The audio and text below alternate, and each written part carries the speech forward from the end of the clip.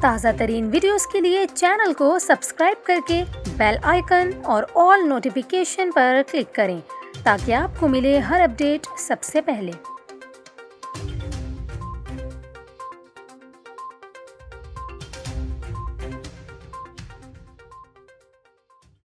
السلام علیکم، نیوز 24/7 اردو میں خوش آمدید۔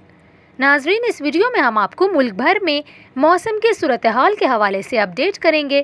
اس کے علاوہ خاص کر آپ کو کراچی کے موسم کے حوالے سے بھی بتائیں گے کہ آئندہ 24 گھنٹوں کے دوران شہر کا موسم کیسا رہے گا۔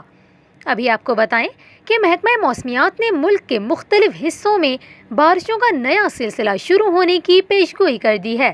بتایا گیا ہے کہ فروری کے پہلے ہفتے میں بارشوں کا نیا سسٹم ملک کے کئی علاقوں کو متاثر کر سکتا ہے۔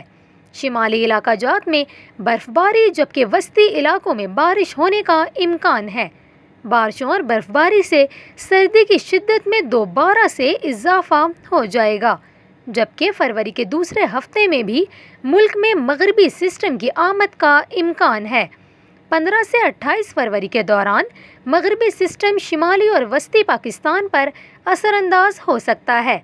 شہر قائد کے موسم کے حوالے سے آپ کو بتائیں، آئندہ 24 گھنٹوں کے دوران کراچی کا موسم خشک اور رات سرد رہنے کا امکان ہے۔ محکمہ موسمیات کے مطابق شہر کا کم سے کم درجہ حرارت 11.5 ڈگری سینٹی گریڈ ریکارڈ کیا گیا ہے۔